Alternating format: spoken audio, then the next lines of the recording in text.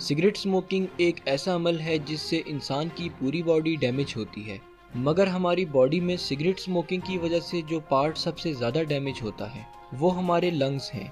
हमारे लंग्स में millions of air sacs मौजूद होते हैं जिन्हें एल्वियोलाई कहा जाता है। जब हम सांस अंदर लेते हैं तो एल्वियोलाई में मौजूद ऑक्सीजन एयर में से ब्लड में शामिल होती है, और जब हम सांस बाहर निकालते हैं तो ब्लड से कार्बन डाइऑक्साइड निकलकर एल्वियोलाई में जाती है, जहां से फिर ये बॉडी से बाहर निकाल दी जाती है। एल्वियोलाई तक एयर को लाने और बाहर निकालने के लिए लंग्स में एयरवेज मौजूद होते हैं जिन्हें ब्रोंकाई कहा जाता है। इन ब्रोंकाई की लाइनिंग में म्यूकस प्रोड्यूसिंग सेल्स मौजूद होते हैं जो म्यूकस प्रोड्यूस करते रहते हैं, जिसकी वजह से जब हम सांस लेते हैं तो एयर में मौजूद डस्ट पार्टिकल्स और माइक्रो ऑर्गेनिजम्स वगैरह इस म्यूकस में ट्रैप हो जाते हैं।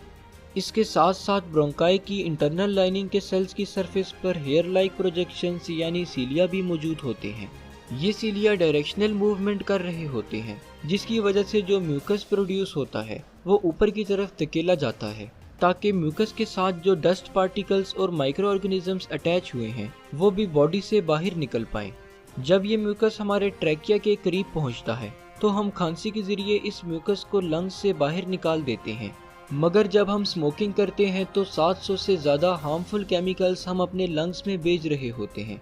ये केमिकल्स हमारे ब्लड में शामिल होकर पूरे जिस्म को नुकसान तो देते ही हैं, मगर इसके साथ साथ लंग्स को पूरी तरह डैमेज करते हैं। स्मोकिंग की वजह से जो साइड इफ़ेक्ट्स आते हैं वो स्लोली आते हैं, जैसे कि जब हम सिगरेट पीते हैं तो सिगरेट में मौजूद टार, जो कि एक harmful brown to black colour का सब्सटेंस है, वो हमारे लंग्स में इंटर हो रहा होता है और ये सब्सटेंस स्टिकी नेचर का होता है, जिससे ये हमारे एल्वियोलाई और ब्रोंकाई में अटैच होकर इन्फ्लेमेशन कॉज करता है, जिसके नतीजे में हमारे एल्वियोलाई में इम्यून सेल्स इकट्ठा होना शुरू हो जाते हैं और ये इम्यून सेल्स इन्फ्लेमेटरी रिस्पांस के नतीजे में एल्वियोलाई की वॉल्स को भी डैमेज करना शुरू कर देते हैं, जिसकी वजह से एल्वियोलाई अपनी इलास्टिसिटी खो देती है।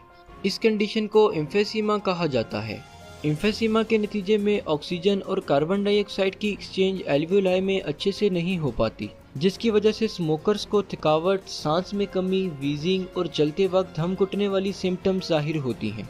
इसके साथ साथ स्मोकिंग की वजह से हमारे ब्रोंकाई में मौजूद सीलिया भी डैमेज होते हैं, जिसकी वजह से ब्रोंकाई के अंदर जो म्यूकस प्रोड्यूस होता रहता है वो अच्छे से बाहर नहीं निकल पाता, जिससे स्मोकर्स की चेस्ट भारी भारी सी रहती है। इस कंडीशन को क्रोनिक ब्रोंकाइटिस कहा जाता है। इस कंडीशन के नतीजे में स्मोकर्स को बार बार खांसी आती रहती है, मगर फिर भी म्यूकस लंग्स से बाहर नहीं निकल पाता।